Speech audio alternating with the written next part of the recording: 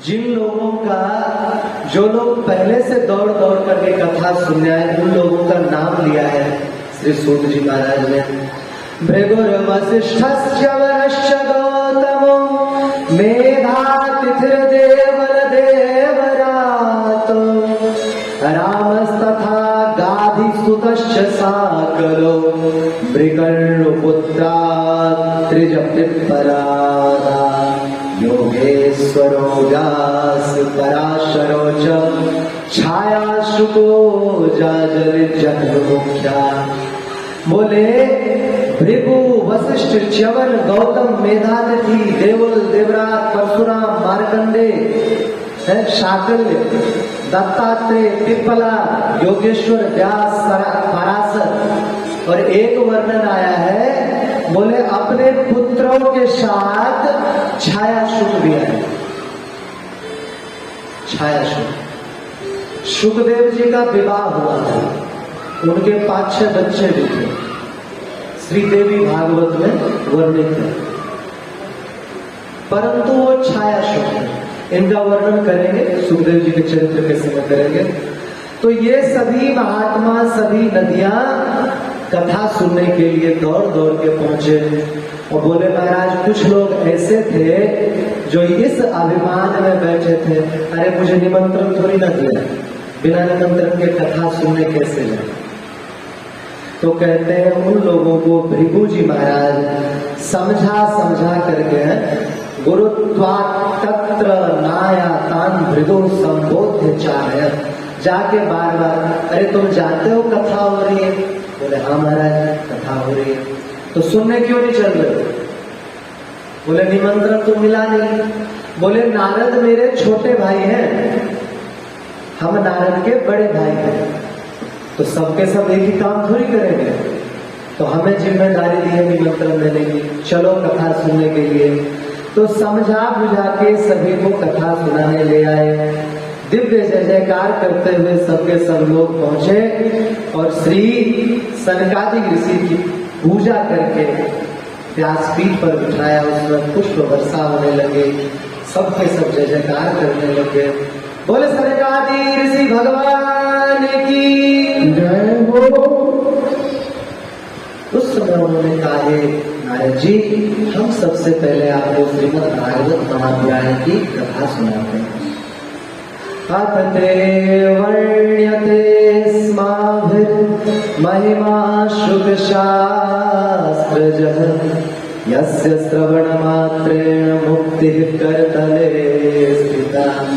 बोले हम उस भागवत महापुराण की कथा सुना रहे हैं जिस भागवत की कथा सुनने के बाद मुक्ति ही करतले स्थिता। अच्छा, मुक्त हो जाना और मुक्ति करतल होना दोनों में अंतर होता है, नहीं होता? जैसे एक व्यक्ति पुलिस बन गया, लेकिन क्या वो दूसरे को पुलिस बना सकता है? नहीं बना सकता है। करतल क्या हो गया? मुक्ति करतल स्थिता, राष्ट्रपति का पावर है। जिसने भागवत की कथा सुन ली उनमें ऐसी शक्ति आ जाती है कि किसी का स्पर्श मात्र भी करे तो उनको भी भगवान की भक्ति का प्रसाद मिलने लगा। महाराज कथा हमने सुनी कि प्रहलाद जी जब कीर्तन कर रहे थे ना, तो उस समय उत्तम नृत्य करते हुए नारायण नारायण नारायण कर रहे थे। हिरण्यकश्यप को बताया किसी ने, वहां तो नारायण कीर्तन चल रहा है, तो उनको गुरुकुल भेज दिया पकड़ के प्रहलाद को। प्रहलाद जी वहां भी कीर्तन करने लग गए। शिष्यों ने देखा कि अरे भाई ये तो यहां भी कीर्तन करने लग गया, डर गए कहीं गुरु जी नहाने गए वापस आके पीटे नहीं। तो एक बच्चा गया और झकझोरा उसे, अरे प्रहलाद कीर्तन क्यों कर रहा है? लेकिन आगे के शब्द बोल ही नहीं पाया कि एक अद्भुत ऊर्जा का संचार हुआ। वो बच्चा भी राक्षस का बालक, वो भी महाराज नारायण नारायण नारायण नारायण करने लगा। दूसरा बच्चा, तीसरा बच्चा, जिसने स्पर्श किया जाके बोलते, अरे तू तो चुप कराने आया था, तू क्यों नारायण कीर्तन करने लग गया? जो भी छूता जिस बालक को वही कीर्तन करने लगा। गुरुजी आए नहा धो करके, देखिए वहां पर तो महाराज खूब कीर्तन की धूमधाम मची हुई है। अब हुआ ऐसा कि गुरुजी ने भी उसको पकड़ के झकझोर, तुम लोग क्या कर रहे हो? तो कहते हैं गुरुजी में भी जैसे करंट प्रवेश कर गया। और विष्णु पुराण की कथा है, कोई मन ग्रंथ नहीं है। और गुरुजी भी नारायण नारायण कीर्तन करने लग गए। इतना जोर का शब्द हुआ कि हिरण्यकश्यप के महल तक पहुंचा। सैनिकों को भेजे, जाओ कीर्तन रोक के आओ। कीर्तन रोकने गए, बंदी बनाना था, जैसे ही हाथ पकड़े उनमें भी जैसे एक करंट का संचार हो गया और वो भी नारायण नारायण नाम लेने लग गए। मंत्री भेजा, प्रधानमंत्री भेजा, सेवक भेजा, जो भी स्पर्श करते थे वो सभी नारायण नाम का कीर्तन करने लगे। हिरण्यकश्यप पहुंचा, जब उसने देखा कि सभी नारायण नाम का कीर्तन कर रहे हैं, हिरण्यकश्यप के मन में भी आने लग गया कि मैं भी कीर्तन करूं। बेचारा वहां से भागा और भाग करके आया और कान में 2 घंटे लटका लिए और जोर जोर से सिर हिलाने लग गया। आवाज टन टन बजने लग गई, तब ध्वनि जानी बंद हुई। तब से उसका नाम घंटाकर पड़ गया। हिरण्यकश्यप का ही नाम घंटाकर था। तो कहते हैं जैसे स्पर्श मात्र से सामने वाले व्यक्ति में और उसका स्पर्श कोई कर ले तो उसके बगल वाले व्यक्ति में, जैसे करंट किसी को लग गया, उसको छूते से उसको भी करंट लग जाएगा कि नहीं, और उसको कोई छू ले तो उससे भी लग जाएगा। बोले ऐसे ही श्रवण मात्रेण मुक्ति करतले स्थिता, हाथ में करंट आ गया, आप तो मुक्त होगे ही, आपके जो स्पर्श में आएंगे, जो छूने में आएंगे, वो भी मुक्त हो जाएंगे। क्योंकि भागवत की महिमा अति उत्तम है। बोले सदा सेव्या श्रीमद् भागवती कथा यस्या श्रवण मात्रेण हरिषितम समाश्रये। बोले श्रीमद् भागवत महापुराण की कथा कब सुननी चाहिए? बोले भैया इसका कोई नियम मत रखो कि अब सुनेंगे तब सुनेंगे। बोले जब अवसर मिले तभी सुन लो। क्यों? बोले क्योंकि जीवन क्षण भंगुर है, कब कौन कहां मर जाए कोई भरोसा नहीं। महाराज एक ज्योतिष बड़ा पक्का है, मुझसे कोई कहता है महाराज कुछ बताओ, तो मैं एक बात जैसे ज्योतिषी पूछता है मैं छूटते ही कहता हूं तुम एक ना एक दिन मरोगे। इस बात को कोई काट सकता है? कोई नहीं काट सकता। आप ध्यान दोगे, बड़े बड़े शहरों में लिखा रहता है कई जगह, यहाँ थूकना मना है, यहाँ थूकना मना है, यहाँ मूत्र त्याग करना मना है, यहाँ गाड़ी खड़ा करना मना है, यहाँ पर शोर मचाना मना है। लेकिन कहीं लिखा देखा यहाँ मरना मना है? एक भी जगह। पता है क्यों? क्योंकि मरने का कोई ठिकाना नहीं, कब मर जाए कुछ पता नहीं। अभी हंसते खेलते जा रहे थे, हार्ट अटैक आया, गुजर गए। होती है घटना? नहीं होती है। और ऐसा भी नहीं है कि एक आयु के बाद ही लोग मरते हो कि भाई 100 साल उम्र है तो 100 साल बाद ही मरेंगे, ऐसा भी नहीं है। पता चला पेट में ही मर गए, है कि नहीं? बच्चा हॉस्पिटल में पैदा होने के बाद मर गए। मतलब जीवन का कोई भरोसा नहीं। जातक से ही ध्रुवो मृत्यु ध्रुवम जन्म मृतस्य च। जिसने जन्म लिया है उसके लिए अटल ध्रुव सत्य है कि वो मरेगा। तो बोले जब मरना है ही तो फिर विचार क्यों करो कि कब सेवन करें, कब कथा सुने। बोले सदा सेव्या श्रीमद् भागवती कथा, जब अवसर मिले तब श्रवण कर लो, हमेशा ध्यान पूर्वक श्रवण करो। बोले ये जीव तभी तक संसार चक्र में भटकता है जब तक उसके कान में शुद्ध शास्त्र नहीं जाता। जैसे सुख शास्त्र कान में गया महाराज वैसे ही समझ लीजिए कि आपका उद्धार हो गया। और बोल रहे हैं, बहुत अद्भुत बात बोल रहे हैं श्री महाराज सूत जी महाराज कि तावत पापानि देहे निवसन्ति तपोधना यावं न श्रूयते सम्यक श्रीमद्भागवतम नरे। बोले देखो गांव में बैठे रहोगे, ताश खेले जा रहे, ले बादशाह ले जोकर, कान में कथा पड़ी, मूड बिगड़ गया।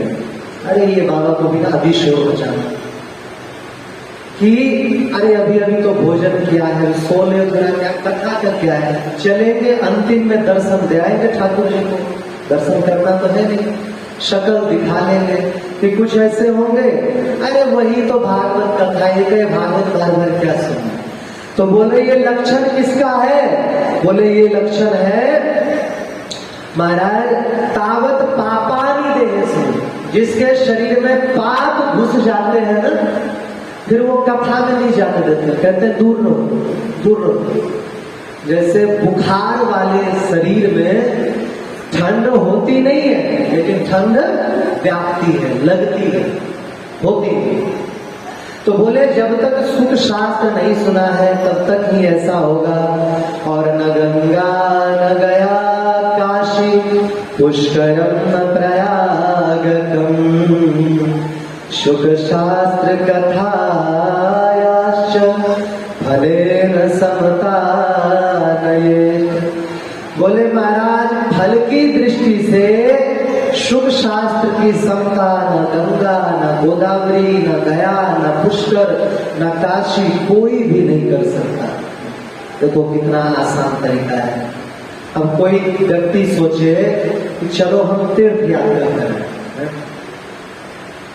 आपको पता होगा बोलते हैं 68 करोड़ तीर्थ है पूरे विश्व में, 68 करोड़। और चलो बहुत सारे लुप्त भी हो गए हो तो भी कई लाख तीर्थ हैं। अपने ब्रज 84 कोस में ही हजारों तीर्थ हैं। तो एक व्यक्ति अगर जीवन में सोचे कि सभी तीर्थ होकर के आ जाए तो सभी तीर्थ संभव नहीं, परंतु कितना आसान है कि श्री शुद्ध शास्त्र कथा श्रीमद् भागवत महापुराण की कथा में गोता लगाओ और सारे तीर्थ स्नान का फल आपको बैठे बिठाए। महाराज कौशिकी संहिता में कथा आती है कि श्री नंद बाबा बोले बेटा कन्हैया क्या हम जा रहे हैं तीर्थ करने। बोले कहाँ? तो बोले पूरे पृथ्वी का। ठाकुर जी ने विचार किया कि भैया 11 साल कुछ दिना तो लीला करनी है, पिताजी चल दिए तीर्थ यात्रा करने, पता नहीं कितने साल बाद लौटे ना लौटे। एक लीला करी। क्या लीला करी? एक काला घोड़ा चलता हुआ आया और नंद बाबा के सामने ही लोट लगाने लग गया धूली में और सफेद होके चला गया। पूछे कन्हैया ये क्या था लल्ला? बोले बाबा ये तीर्थराज प्रयाग थे। अच्छा, ये काला बन के आए, गोरे होके गए। बोले सारे तीर्थ में लोग स्नान करते हैं, अपने पाप धो देते हैं। तीर्थ अपने पापों को ले जाके प्रयाग में छोड़ देते हैं। प्रयाग क्या करे?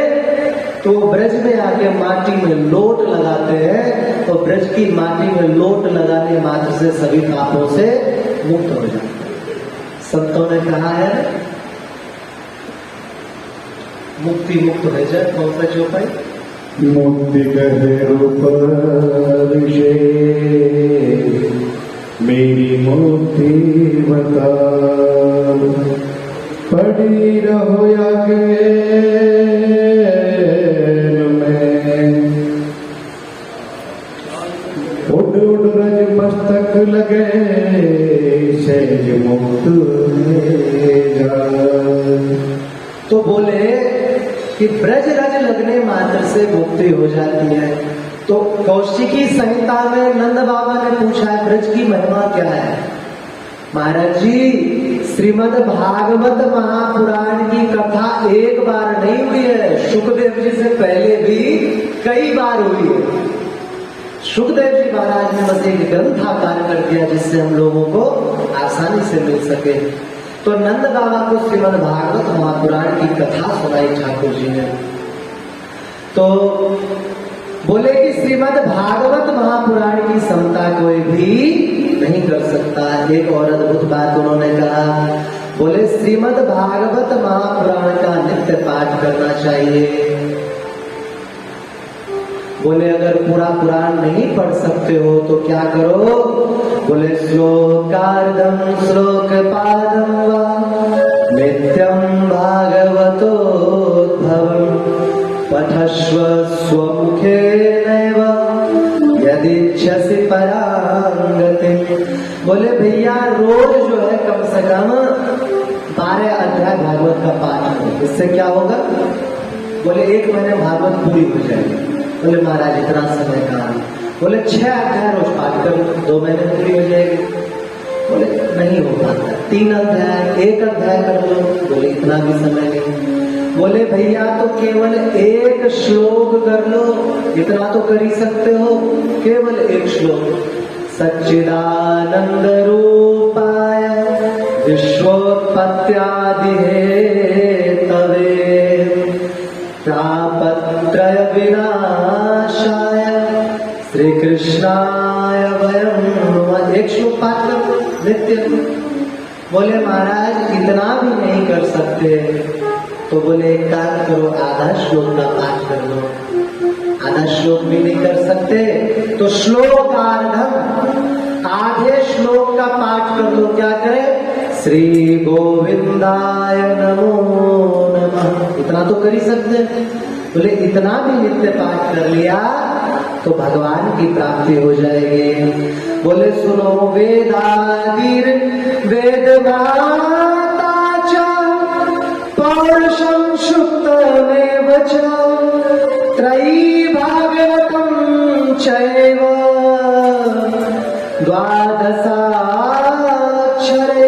च द्वादशात्मा प्रयागस्य कालः संवत्सरात्मकः ब्राह्मणाश्चे चाग्निहोत्रं च सुरर्भिर्द्वादशी तथा। बोले हे शौनक जी महाराज, प्रणव जो है ओंकार, ओंकार में, गायत्री मंत्र में, पुरुष सूक्त में, तीनों वेदों में, श्रीमद् भागवत महापुराण में, द्वादशाक्षर मंत्र भगवते वासुदेवाय में और प्रयागराज में, काल भगवान में, अग्निहोत्र में, गौ में, एकादशी युक्त द्वादशी तिथि में, तुलसी माता में, ऋतु वसंत में और भगवान पुरुषोत्तम में तनिक भी अंतर नहीं है। बोले किसी एक की आराधना करो और तुम्हें सब प्राप्त हो जाए। एक की आराधना करने वाले से हमने सुना है अपने गुरुजनों से, एक पापी जीव, बहुत उत्कट कोटि का पापी, बड़ा पाप करता है, बैलगाड़ी पर चढ़ के जा रहा था। अचानक यमराज के दूत दिखाई पड़ गए। मृत्यु का समय आ गया था। दूत दिखाई पड़ते ही घबरा करके वो बैलगाड़ी से गिर गए। और पहले कच्ची सड़क होती थी ना, तो सड़क के किनारे तुलसी का बिरवा लगा हुआ था, पौधा। उसका स्पर्श पाते ही वो वैकुंठ लोक को प्रयाण कर गया। इतना अद्भुत है तुलसी का स्पर्श। इसलिए वैष्णव लोग गले में तुलसी धारण करते हैं। स्नान करेंगे, तुलसी की माला के स्पर्श से जो जल है पूरे शरीर पे जाएगा, पूरा शरीर पवित्र हो जाएगा।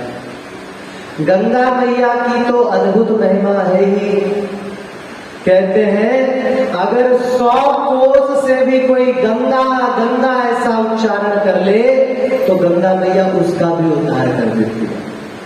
ऐसी अद्भुत महिमा। अधिक वर्णन नहीं करेंगे वरना आज महात्म भी पार नहीं कर पाएंगे। संक्षिप्त करते हैं सभी का। और बोले कि गौ, गाय में, भागवत में, भगवान में जो अंतर है। आप लोग तो दिव्य जन सुने होंगे। एक बार क्या हुआ, च्यवन ऋषि पद्म पुराण में पाताल खंड में कथा, च्यवन ऋषि जल में निमग्न होकर के तप कर रहे थे। एक मछुआरा मछली पकड़ने के लिए गए। अच्छा, कल कई बड़े बूढ़ों ने बताया कि तेजी से बोल रहे थे, समझ कम आ रही। आज आ रही है समझ में? अरे, तो च्यवन ऋषि तप कर रहे थे। मछुआरों ने मछली पकड़ने के लिए अपना जाल डाला।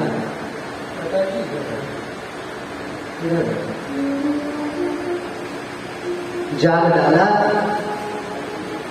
तो रोज मछली पकड़ के जीवन यापन करता था।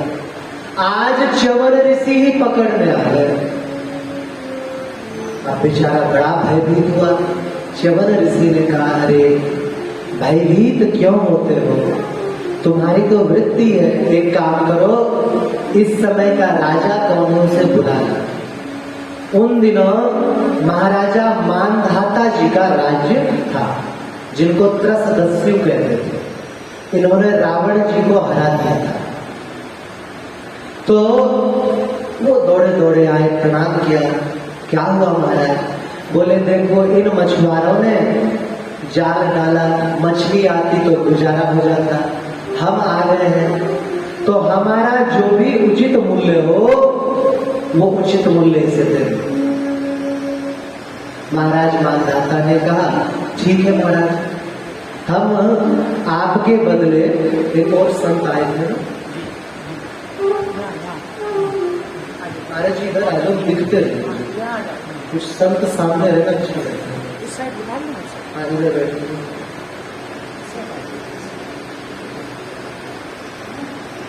हरीश्वर, देखो ये बात मानो मत मानो, विश्वास मानो, संत निकट बैठे हो ना, एक पॉजिटिव एनर्जी आती है। आपने सुना ना, बाली में एक क्या नाम है, वरदान था कि बाली के सामने कोई जाता तो उसका आदि शक्ति रहता। वैसे संत निकट बैठे तो बड़ा अच्छा उत्तम एनर्जी है। तो क्या कह रहे थे हम? हाँ, महाराजा मानधाता जी ने कहा, ठीक है महाराज, हम आपके बदले 1,00,000 स्वर्ण मुद्राएं को देते हैं, मल्लाह। च्यवन ऋषि ने कहा, राजन सोच लो, विचार लो, मैंने इतनी तपस्या करी, 10,000 वर्ष से तो मैं उसमें समुद्र में बैठा हुआ। मैंने इंद्र के वज्र को रोक दिया था, अश्विनी कुमारों को जबरदस्ती अमृत पान करवा दिया, सोमपान करवा दिया, यज्ञ में भाग करा दिया। मैंने च्यवन प्रास बना करके, च्यवन ऋषि के द्वारा बनाया हुआ, पूरी सृष्टि को युवा कर दी, और तुम 1,00,000 स्वर्ण मुद्रा? बोले महाराज, तो 1 करोड़ स्वर्ण मुद्रा दे देते हैं आपके बदले। बोले ये भी हमारा उचित मूल्य नहीं है। बोले महाराज, तो 1 अरब स्वर्ण मुद्रा दे देते हैं। आप बाहर आ जाओ, गेट खोल, दरवाजा। बोले 1 अरब स्वर्ण मुद्रा देते हैं। बोले ये भी उचित मूल्य नहीं है। बोले महाराज, हम अपना आधा राज्य या पूरा राज्य दे देते हैं। बोले राजन, मैं तुम्हारे जैसे 10 राज्य उत्पन्न कर सकता हूं, इतनी सामर्थ्य है, इतना ब्रह्म तेज है मुझे। तो बोले अब क्या हो सकता है? तब तक पीछे से गौतम ऋषि अपनी कपिला गैया लेकर के आ गए। बोले राजन, हम करते समय। बोले च्यवन ऋषि जी, महाराज, इस गैया के बदले हम आपको खरीदते हैं। हो गया मूल्य पूरा? बोले हाँ, पूरा हो गया। मल्लाह को दी। मल्लाह ने जब गाय की इतनी उत्तम महिमा देखी, उस गाय को च्यवन ऋषि को दान करके मल्लाह विमुक्त हो गए। कहने का तात्पर्य है कि एक गाय की समता पूरी पृथ्वी मिलकर के नहीं कर सकती। गाय साक्षात परब्रह्म है। कलयुग की घटना है। जॉर्ज थॉमस को, जो भी अंग्रेजी में दर्शन शास्त्र पढ़ते हैं, फिलॉसफी वो जानते हैं, आगरा में उनका मकान है। महाराज जी, उन्होंने सुना कि गाय कपिलासुर भी बन सकती है। अब वो आ गए, बहुत मोटी मोटी पुस्तकें ले आए और कपिला एक गाय ले ली। कपिला समझते हैं, सींग नीचे और हिलता है ऐसे, वो ले आए और लाके पालन करने लगे। और श्री सूरभ्यै नमः, श्री सूरभ्यै नमः, इसका निरंतर जाप करते। और जो विधि दिया है दिलीप राजा की सेवा, उस विधि से सुदर्शन सिंह चक्र जी को शायद आप लोग जानते हो, बहुत अच्छे उत्तम कोटि के लेखक और भक्त हैं। उन्होंने अपने ग्रंथों में लिखा है कि एक दिन जॉर्ज थॉमस के क्या नाम है, वो गए देखने के लिए, मालिक करते क्या है, तो देखे गाय इंग्लिश में उससे बात कर रही है। और ये झूठी घटना नहीं, अभी भी उनका आगरा में क्या नाम है, ये अग्रसेन चौक से आगे की तरफ उनका स्थान बना हुआ। आज भी मूर्ति रखी हुई गैया की, उसी गैया की। तो पौराणिक बातें मत मानो, अभी की मान लो। जिस घर में गाय होगी उस घर में सभी देवी देवता निवास करेंगे। महाराज जी, इस कलयुग का अभी थोड़े समय पहले कोरोना फैला, हम वृंदावन में थे, तो राष्ट्रीय स्वयं सेवक होते हैं RSS वाले, उन्होंने फोन किया कि दादा आ जाओ, थोड़ा स्वयं सेवकों की संख्या कम पड़ गई। दिल्ली में बहुत लोग बीमार पड़ रहे थे, चले गए। तो PPE किट वो लगाते पूरे शरीर में, पैक करते, मुछिका बांधते। अब हमें ये सब बड़ा बुरा प्रतीत हुआ, ये मानना पड़ेगा। और रोज इंसेक्शन और पता नहीं क्या करते, तो हाथ अलग चीजों से धोते थे, हाँ सैनिटाइजर। हमने उनसे कहा कि मुझे एक चीज उपलब्ध करा दो, गौमूत्र, देसी गैया, और देसी गैया का गौमूत्र उपलब्ध करा दिया। तो रोज हम 200 ग्राम करीब पीते और 100 ग्राम पूरे शरीर में मालिश करते। हमारे साथी स्वयंसेवक जितने थे सबके सब धीरे धीरे लेटते चले गए, सबके सब कोरोना पॉजिटिव हुए। और मैं 3 से 4 महीने रहा, कोरोना नहीं हुआ। और मैं जो अकेले को नहीं, मेरे 3-4 मित्र और थे, वृंदावन से संत गए थे।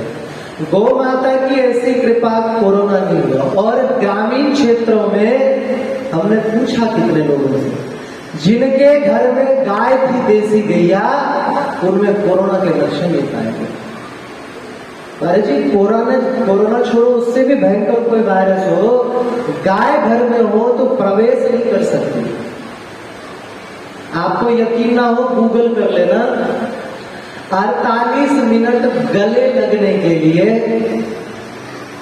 $78 खर्च देना पड़ता है विदेश में, यूरोप में। $78, $1 शायद 70 या 80 रुपया होता है। तो 80 गुना 80 करो तो कितना हो जाएगा?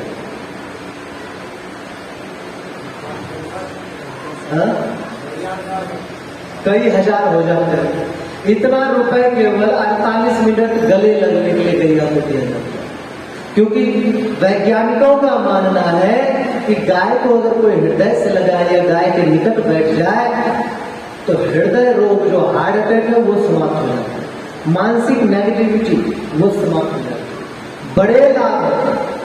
श्री राजीव दीक्षित जी ने तो इतने लाभ, 109 रोग केवल गौमूत्र से ठीक हो जाते हैं, केवल गौमूत्र से। एक बीमारी होती है टीबी, फेफड़ों में पस जमने लगता है। आप केवल करके देखो, कोई इलाज मत करवाओ, गौमूत्र थोड़ा सा नित्य पान करो। मैं एक वैद्य भी हूं, पुस्तक लिख चुका हूं इतने मोटे मोटे, मैं प्रमाण से बोल रहा हूं। महाराज जी, टीबी रोग समाप्त हो जाता है। एक बीमारी होती है सिसोराइसिस, एक होती है जिद्दी खाज, खुजली खुजली खुजली पूरे शरीर में। आप लोग गोवर्धन गए हो तो एक डायलॉग याद हो गया हो, आप खुजाते हैं, आपके बच्चे खुजाते हैं, खुजाते खुजाते खून तक निकाल लेते हैं, तो आइए बाबा की गाड़ी के पास। ऐसी भयंकर से भयंकर खुजली हो, गौमूत्र पीने और लगाने से दूर हो जाएगी। एक बीमारी होती है किडनी क्रिएटिन, किडनी खत्म हो जाती है, डायलिसिस पे रहते हैं, केवल गौमूत्र से ठीक हो जाती है। गाय की अगर एक बात का वर्णन करने लग जाए तो 7 दिन उसमें ही व्यतीत हो जाएगा। संक्षिप्त में कहें तो गौ माता स्वयं भगवान है। मैं नहीं कह रहा हूं, ये कौन कह रहे हैं? ये श्री सूत जी महाराज, श्री व्यास जी महाराज कह रहे हैं, वेदादिर्वेद माता च पौरुषम सुतमेव च ब्राह्मणाश्चाग्निहोत्रम च सुरभिर द्वादशी कथा। बोले सुरभि श्री गौ माता में और भगवान कृष्ण में कोई अंतर नहीं। कितने दुर्भाग्य की बात है कि ब्रज में कभी गाय ही गाय थी, आज हर किसी ने खूंटे से गाय निकाल दी, और जिस घर में देखो भैंस ही भैंस। और महाराज गाय भैंस में एक अंतर और भी है। बीच रोड पे गैया चल रही हो, आपने एक बार पी बजाया हॉर्न, तुरंत साइड दे दी, भैंस को हॉर्न दे के देखो। गाय कभी ट्रेन से नहीं कटती, भैंस कट जाती है। क्यों? भैंस में बुद्धि नहीं होती। आप बछड़ा को छोड़ दो, 100 गाय में भी अपनी मैया को पहचान लेगा, और पट्टा छोड़ दो 50 जगह तो लात खाएगा, फिर पता नहीं पहुंचे ना पहुंचे। गाय के सामने बछड़े को आप छू नहीं सकते, मार डालेगी। और भैंस का बच्चा खा भी जाए कुत्ता तो भी मुड़ करके नहीं देते। तो दूध पीने वालों में भी यही असर होता है। गैया का दूध पियो तो स्मृति तेज होती है, बुद्धि तेज होती है। भैंस का दूध पियो, देखो मैं भैंस की निंदा नहीं करना चाह रहा हूं, क्योंकि श्रीमद् भागवत महापुराण के अनुसार गाय और महिष, भैंस दोनों ही सुरभि की संतान है, परंतु गाय को स्वीकार किया देव प्रवृत्ति वाले लोगों ने और भैंस को स्वीकार किया आसुरिक प्रवृत्ति वाले लोगों ने। तो गाय जो है धर्मराज की प्रतीक बनी, भैंस यमराज की प्रतीक है। तो कहते हैं कि जैसा संग वैसा रंग, इसलिए ऐसा रंग चढ़ जाता है। और जब से ब्रज से गाय गई है तब से देखो खूंटे पे से गाय जाती, इतने रोग हैं, घर घर रोगी, हर घर रोगी। तो गैया में भगवान का स्वरूप है। बोले और बोले शालिग्राम शिला, ये भगवान का स्वरूप है। एकादशी तिथि बोलते हैं जीवन में जिसने कोई व्रत नहीं किया कोई बात नहीं, एकादशी करो। एक सच्ची घटना हम आपको बताएं। हमारे दादा गुरु जी श्री गणेश दास भक्तमाली जी महाराज, जगत गुरु श्री राजेंद्र राज जी महाराज जी के गुरु जी, दादा गुरु जी जा रहे थे ट्रेन में से, तो 2 ब्राह्मण बैठे थे, एक मथुरा से बैठे और एक ब्राह्मण कानपुर से कहीं से बैठे। तो ये आगरा से बनारस जा रहा था। तो जो बनारस के पंडित जी थे उन्होंने तांबूल दिया, पान।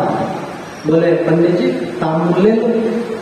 तो इन्होंने कहा नहीं, आज हमारी एकादशी। बोले अरे पंडित जी आप भी किन चक्करों में पड़ गए हो, आधुनिक बनो। आजकल अपनी समाज सभ्यता छोड़ना ही आधुनिकता है। पूरा शरीर ढक करके रखेंगे, ये तो गंवार लड़की है गांव की, और कटे फटे भिखारियों जैसे पैंट पहन के डोलेगा, ये है या आधुनिकता, ये है जबरदस्त। और केवल उन्हीं चीजों में नहीं महाराज, संतों महंतों में भी आ गई, भागवत व्यासों में भी आ गई। हमारे पूज्य श्री रमेश बाबा सरकार महाराज सुनाते हैं, 5 उंगलियां है तो 5 अंगूठी पहने, बड़े बड़े बाल हैं। और फिर कथा करेंगे ना, बोलेंगे ठाकुर जी ने ऐसा अद्भुत किया, ऐसा अद्भुत किया। वो कह रहे हमारी अंगूठी देखो, हमारे हाथ का चैन देखो, और बड़े बड़े बाल रखेंगे और मूंछ मुड़ा लेंगे। भैया या तो बाल मत बढ़ाओ या मूंछ तो मत मुड़ाओ, कम से कम मूंछ हिंदुत्व की पुरुषत्व की पहचान है। तो आधुनिकता के चक्कर में बोले क्या क्या आप भी करते हो। और बहुत पुरानी बात नहीं बाबा, थोड़े समय पहले की बात है, मुश्किल से 18-20 साल पहले की बात। बोले पंडित जी पहले मैं भी ऐसा ही मानता हूं, पहले मैं भी द्वादशी या त्रयोदशी कभी मना लिया, जब भी कभी एकादशी नहीं मनाता। लेकिन एक घटना घट गई हमारे साथ। क्या? बोले एक दिन मैं लेखन के कार्य कर रहा था, लिख रहा था, तब तक क्या है मुझे एक नौकर दिखाई दिया, मेरा नौकर जो 10 साल पहले मर गया था। उसको देख के तो मैं भयभीत हो गया। उसने कहा सेठ जी डरो मत, पंडित जी डरो मत। बोले हम जो है यमदूत बन गए। अच्छा पता है यमदूत कौन बनता है? पूरे जन्म भर पाप किया, मरे नरक गए, तो खूब कष्ट भोगा अलग अलग नरकों में। फिर भगवान की कृपा से जन्म मनुष्य का मिल गया, फिर पाप किया, फिर नरक पहुंच गए, फिर भुगता, फिर आया, फिर पाप किया। तो यमराज जी भी कहते हैं अरे भैया इसकी तो हमारी नरक में बड़ी प्रीति है, इसे बार बार छोड़ देते कि जा भगवान का नाम ले उतार कर, बार बार यही आ जाता है और सभी नरकों में भोग चुका है, तो अभ्यास तो हो ही गया है। तो उसको यमदूत बना दिया। तो बोले हमें यमदूत बना दिया गया है। बोले क्यों आए हो? बोले फलाना बनिया का बेटा जो अभी बारात लेके जा रहा है उसको लेके। बोले लेकिन अभी वो तो ठीक ठाक है, वो कैसे मर जाएगा? बोले वो तो देखा जाएगा। थोड़ी देर बाद क्या हुआ कि बनिया का बेटा बारात लेके जा रहा था। प्राचीन समय में बैलगाड़ी से बारात जाती, आप लोगों ने देखा होगा, मैंने भी बचपन में देखा है बैलगाड़ी से जाते हैं। अब तो बैलगाड़ी नहीं दिखती है, तो बुग्गी दिखती है एक बैलगाड़ी। तो बैलगाड़ी से ले जा रहे थे, तो बैल को जब जुआ समझते होंगे आप, जुआ चढ़ाते, तो बैल जो सिर हिला रहा था बहुत ज्यादा, उसे एक थप्पड़ दे दिया बैल को जाने क्या दिमाग में है, सींग घुसा दी पेट, वही मर गया। अब ये वापस आया यमदूत और बोले पंडित जी देख सुना नहीं सुना? बोले क्या? बोले मर गया। वो सुन के दम रह गया। बोले भैया क्या वहां ऐसी भी कभी चर्चा होती है कि किन लोगों को यमलोक नहीं जाना पड़ता? बोले हाँ। बोले यमराज जी के यहाँ आगे चर्चा भी होगी विस्तृत। बोले यमराज जी ने कह रखा है कि जो शालिग्राम सेवन करता हो, शालिग्राम जी की सेवा करता हो, जो तुलसी जी की सेवा करता हो, जो कथा सत्संग कीर्तन में लगा रहता हो और जो एकादशी करता हो, इन 4 व्यक्तियों से तुम दूर ही रहना, इन 4 के निकट मत जाना। तब से हम इन 4 के निकट नहीं जाते हैं। तो ये पंडित जी बोले कि महाराज तब से हमने एकादशी करनी आरंभ कर दी। तो एकादशी के समान कोई भी तिथि नहीं है, और एकादशी स्वयं भगवान स्वरूप है। नारद पुराण में तो महाराज और क्या नाम है अध्याय शायद 3 में 398 पेज नंबर गीता प्रेस में जो मिल रही है, उसमें बड़ा सुंदर चरित्र वर्णन किया एकादशी के विषय। बोले एक बार क्या है कि एक राजा थे रुक्मांगद, समझ में आ रही है? ज्यादा तेजी से नहीं बोल रहे हो, ठीक है? रुक्मांगद ने अपने राज्य में एक बड़ा बगीचा लगाया और बगीचे में तरह तरह के फूल खिले। उस फूल के सुगंध से अप्सराएं आती थी फूल लेने के लिए, इतना अद्भुत सुगंध थी। एक दिन क्या हुआ, द्वार की जो दरबान था फूल की रक्षा करने वाला बागवान, वो दौड़ा दौड़ा आया और राजा से कहा राजन महाराज अपने बाग बगीचे में कोई सुंदर सी देवी गिरी पड़ी है। हाँ विमान सही सबके सब दौड़ते हुए आए देखने कि क्या चक्कर है ऐसा। आए तो देखा बड़ी सुंदर अप्सरा है। हमारे भक्तमान नाभा जी महाराज ने भी इसका वर्णन किया है। उन्हें बोले उर्वशी अप्सरा थी, बड़ी सुंदर, भगवान नारायण की पुत्री। राजा ने कहा तुम हमसे विवाह करो। बोले महाराज हम मनुष्य नहीं है, देवता है, देवियां मनुष्य से विवाह नहीं करती। तो क्या करें? बोले कुछ पुण्य दो ताकि हमारा यहाँ से विमान उठे, हम ऊपर जाए। बोले किस कारण से तुम्हारा विमान गिर गया? अप्सरा ने कहा महाराज मैं रोज फूल लेने आती थी, आज फूल तोड़ रही थी, गलती से एक बैगन का पत्ता हाथ में छू गया, उसका कांटा लग गया। और शास्त्र में कुछ जगह वर्णन है कि बैगन के स्पर्श मात्र से सारे संस्कार जितना भी जीवन भर में पुण्य किया है सब नष्ट हो जाता है। वैष्णव लोग भी कहते हैं ना बैगन मत खाओ। अच्छा बोले महाराज वैज्ञानिक आधार क्या है? शास्त्र में तो पाप पुण्य से जोड़ के बोला। वैज्ञानिक आधार ये है कि बैगन का जो बीज होता है वो पेट में 18 दिन तक रहता है, सड़ता है, पचता नहीं। सड़ता है तो क्या होगा? गैस बनेगी, रक्त में अम्लता बढ़ेगी, कोलेस्ट्रॉल बढ़ेगा। कोलेस्ट्रॉल बढ़ेगा तो हृदय गति अवरोध मतलब हार्ट अटैक होने की संभावना है। तो बोले बैगन का कांटा छू गया, इसके कारण हमारे पुण्य नष्ट हो गए। राजा ने कहा ठीक है, हम पुण्य देते हैं आपको, जितना जीवन में हमने पुण्य कर्म किए हैं वो सभी आपको समर्पित है। फिर भी विमान नहीं उठा। मंत्री ने कहा, गुरुजी ने कहा, सबने कहा, पूरे राज्य के लोग आकर के संकल्प करके पुण्य देने लग गए, फिर भी विमान नहीं उठा। विचार करने लगे क्या करें। अप्सरा उर्वशी ने कहा क्या आपके राज्य में किसी ने एकादशी नहीं की है?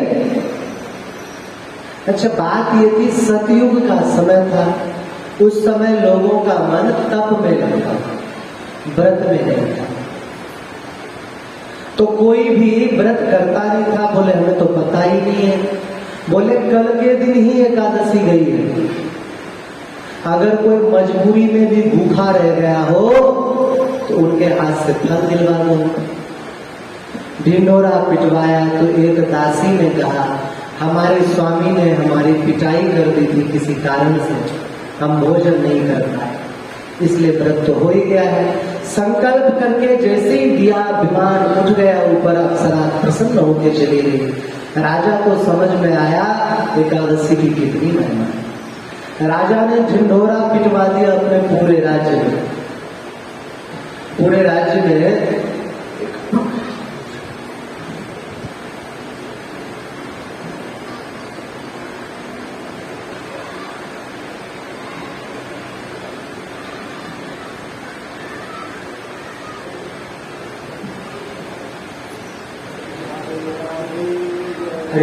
पूरे राज्य में ढिंढोरा पिटवाया कि आज के बाद, अभी तक तो जितना हो गया तो हो गया, आज के बाद अगर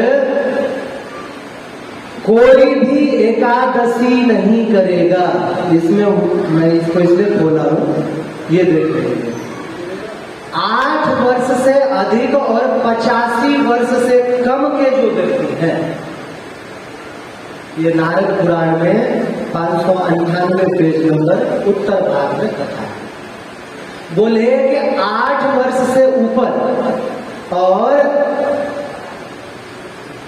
85 वर्ष से कम के जो व्यक्ति हैं, अगर इन्होंने एकादशी व्रत नहीं की तो उनको मेरे देश में रहने का अधिकार नहीं है। देश निकाला दे देंगे या प्राण हर लेंगे उसका। अब महाराज जी का क्या ना करता, सबके सब एकादशी करने लग गए।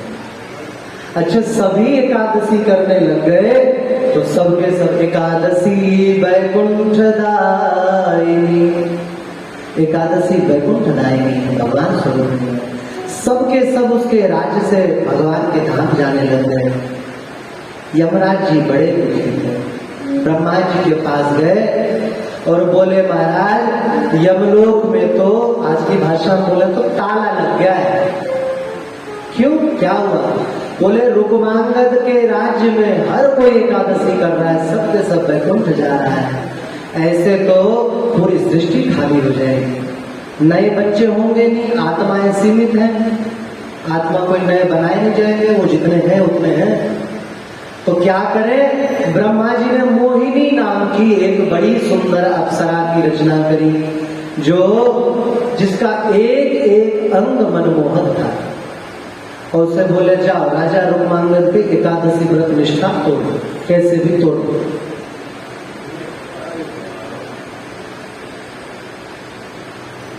मोहिनी आई, राजा शिकार खेलते गए तो उन्होंने जब मोहिनी को देखा, इतनी सुंदर अप्सरा, उसको देख करके मोहित हो गए। बोले देवी हमसे विवाह कर लो। बोले महाराज विवाह तो हम कर लें, परंतु एक शर्त है, मैं कुछ भी कहूंगी आपको मानना पड़ेगा। जिस दिन आपने अस्वीकार किया उसी दिन मैं घर छोड़ के चले जाऊंगा। लेकिन काम में व्यक्ति जब अंधा होता है उसे हित अनित का विचार नहीं होता। बोले ठीक है, कोई बात नहीं, विवाह करके लाए। एक पत्नी पहले से थी और एक बेटा भी था धर्मांध। आखिरकार वो दिन आया जिस दिन एकादशी थी, और खूब महाराज ढोल नगारों से बजा करके ढिंढोरा पिटवाया गया कि 8 साल से ऊपर और 85 साल से नीचे के जो व्यक्ति हैं उन सभी के लिए एकादशी अनिवार्य है। इसने कहा, मोहिनी ने, महाराज ये कैसी बात फैल रही है? बोले आज एकादशी है, सबको करना पड़ता है। बोले महाराज याद है आपको, स्मरण है, आपसे एक वचन लिया था हमने कि मैं जो कहूंगी करना पड़ेगा। बोले हाँ बोलो, मांगो, क्या मांगते हो? बोले मेरी इच्छा से आप आज एकादशी मत करो। बोले अरे देवी ये क्या कह रही हो? एकादशी तो मेरे लिए प्राण समान है, एक बार प्राण भले ही चली जाए पर मैं एकादशी नहीं छोड़ सकता। उसने कहा तो मैं छोड़ के चली जाऊंगी। राजा विह्वल हो गए, क्या करें? बोले देवी तुम कुछ और मांग लो, वो दे दो, दे दो। अच्छा ऐसी बात है तो ठीक है, तुम अपने पहली पत्नी का जो पुत्र धर्मांगद है ना उसका गर्दन काट दो। राजा हैरान हो गए। पुत्र ने सुना तो बोले बहुत अच्छी बात है, पुत्र का जन्म ही होता है पिता की प्रसन्नता के लिए। दूसरी माता ने सुना, बोले बिल्कुल अपने पिता के लिए त्याग करो तुम। आके उसने अपना गर्दन नीचे रख दिया। बोले पिताजी मेरी गर्दन पर कृपाण चलाइए, तलवार चलाइए, काट लीजिए गर्दन को, परंतु एकादशी निष्ठा मत छोड़िए। राजा ने हाथ में तलवार ली और तलवार लेकर के काटने ही वाला था कि तभी भगवान प्रकट हो गए। बोले कृष्ण कन्हैया लाल की जय हो। प्रकट हो गए और बोले बस राजन इतनी परीक्षा पर्याप्त है। और सशरीर उसे और उनकी पत्नी को कहा चलो बैठो। बोले महाराज मैं अकेले कैसे जाऊंगा अपनी प्रजा को छोड़ के? तो बोले ठीक है, प्रजा सहित चलो। नए बच्चों को छोड़ के बाकी जितने बड़े बूढ़े थे सभी पत्नी सहित भगवत धाम पधारे। ये नारद पुराण की कथा, सच्ची कथा है। तो एकादशी करने वाला व्यक्ति कभी भी नरकगामी नहीं होगा। तो एकादशी अवश्य करनी चाहिए। और ये बोल रहे हैं एकादशी तिथि और क्या बोल रहे हैं कि वसंत ऋतु और भगवान पुरुषोत्तम जी का मास। पुरुषोत्तम मास जानते हो, जिसको मल मास भी कहते हैं कुछ लोग। वो मास जो है वो भगवान कृष्ण को अति प्रिय है। उस मास में अगर कोई नियम लेता है, कुछ करता है तो अनंत गुण फल मिलते हैं।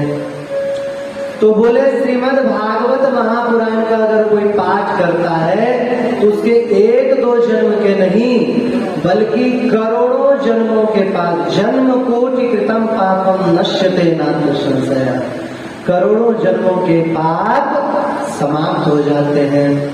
महाराज महिमा तो और भी बहुत ज्यादा है, परंतु महिमा का वर्णन करते हुए कथा आगे भी बढ़ पाएगी।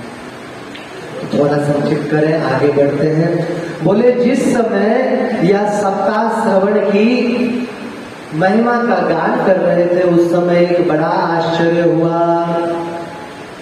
आश्चर्य क्या हुआ कि सभी के देखते देखते भागवत के श्लोकों के अर्थों से श्री भक्ति महारानी का प्रादुर्भाव हुआ। उसको देख करके सबके सब परम प्रसन्न हो। देखो 2 विधान है। एक विधान में भक्ति महारानी गोकर्णोपाख्यान के पहले प्रकट हुई। दूसरे विधान में ये क्या नाम है, उद्धव उपाख्यान जो है उसके बाद में प्रकट हुई। तो जब ये महिमा का वर्णन कर रहे थे तभी भक्ति महारानी प्रकट हुई।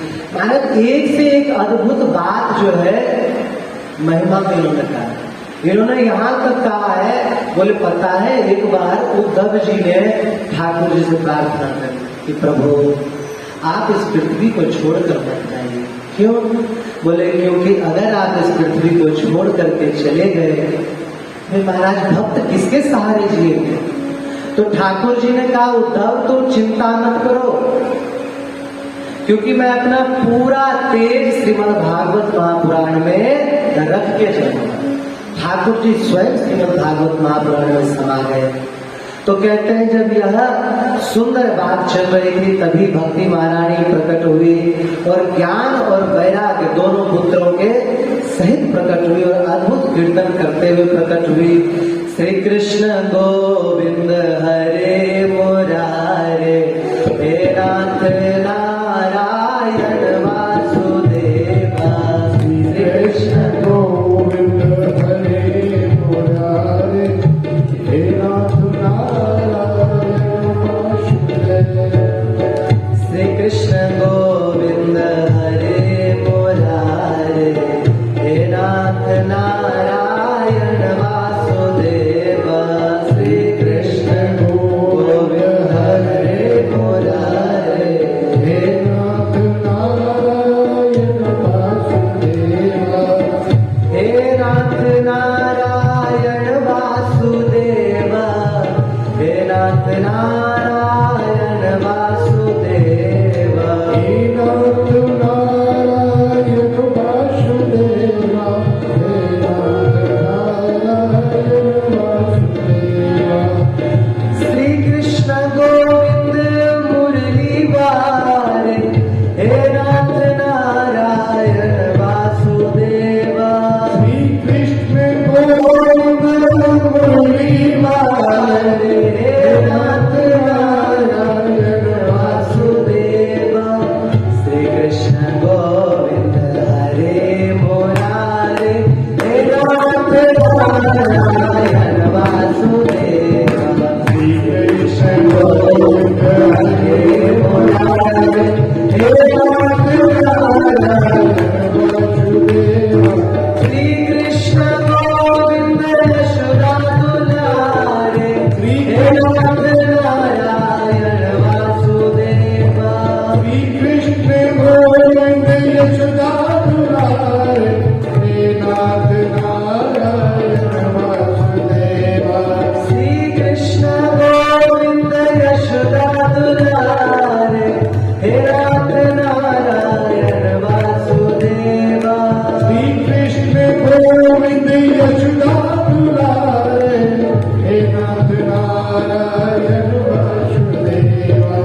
श्री कृष्ण गोविंद हरे मुरारे, हे नाथ नारायण वासुदेवा। श्री कृष्ण गोविंद हरे मुरारे, हे नाथ नारायण वासुदेवा।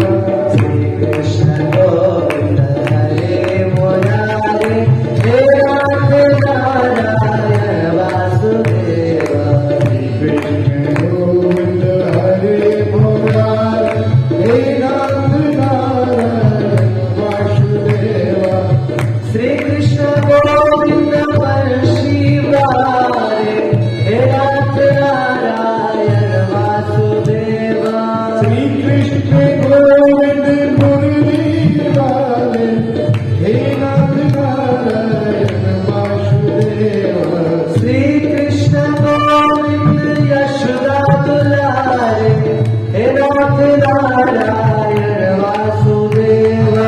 श्री कृष्ण गोविंद यशोदा दुलारे, हे नाथ नारायण वासुदेवा। कृष्ण गोविंद हरे मुरारे, हे नाथ नारायण वासुदेवा। गोविंद हरे मुरारे, हे नाथ नारायण वासुदेवा।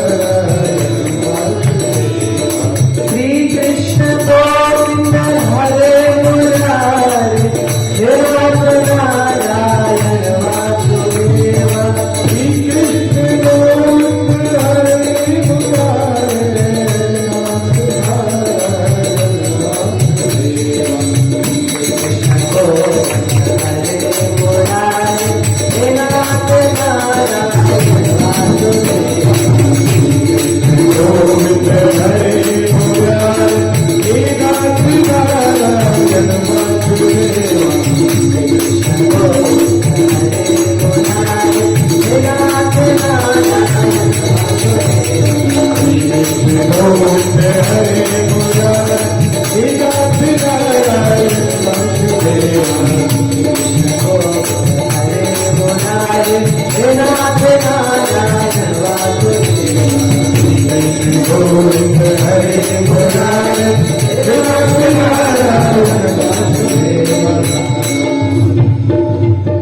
श्री राधा दीदी की जय हो। उन श्री भक्ति महारानी और नृत्य करते हुए ज्ञान वैराग्य को देखा तो देख करके सबके मन में कुतूहल होने लग गया। अरे ये कौन है, कहां से आए? तो सनत कुमारों ने कहा कि हे भक्तों, आप लोग चिंतित मत हो, ये श्री भक्ति महारानी है जो भागवत के अर्थ से कर रही है। भक्ति महारानी बोले, हे सनकादिकों, मैं कलयुग में नष्ट प्राय हो गई थी, परंतु आपकी कृपा से आज मैं पुनः पल्लवित पुष्पित हो गई हूँ। आप कृपा करके बताइए मेरा निवास कहाँ है? बोले, सकल भुवन मध्य निर्धनास्ते धन्या निवसते हृदयेषां श्रीहरिर्भक्ति रेखा हरिरपि निज लोकं सर्वथा तो विहाय प्रविशति हृदि तेषां भक्ति सूत्रोपनंद। बोले, हे भक्ति महारानी, आप जो है सभी भक्तों के हृदय में विराजमान हो जाओ। किनके हृदय में?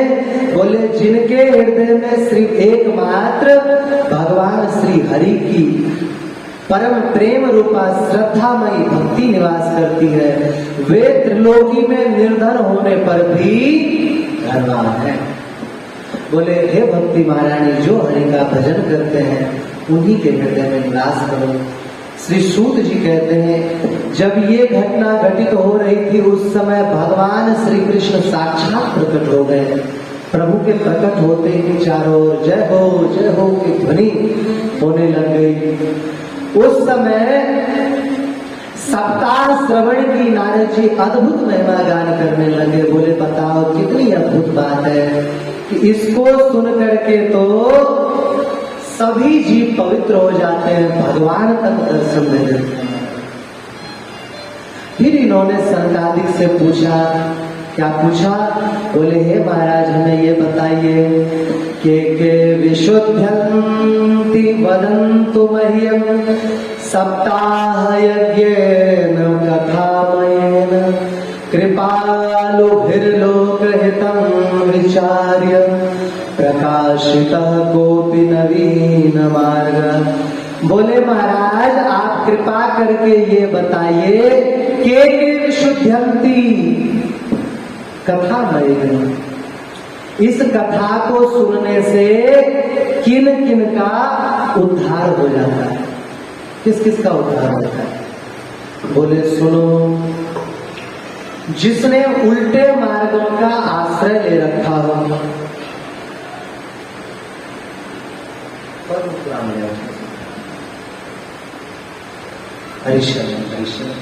बोले, जिसने उल्टे पुल्टे मार्गों का मार्ग पकड़ लिया हो, जो निरंतर क्रोधाग्नि में जलता रहता है, निरंतर क्रोध करता है।